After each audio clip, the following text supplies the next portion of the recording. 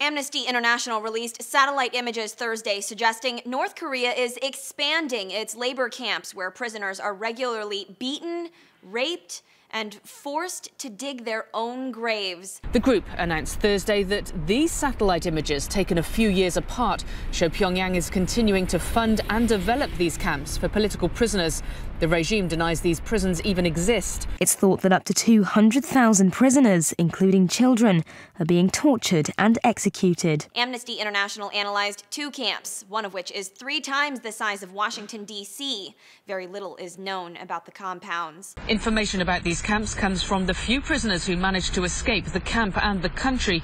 They speak of torture, starvation and death being a fact of life. The human rights group gathered evidence from inmates who have gotten out and former guards who have never spoken publicly before.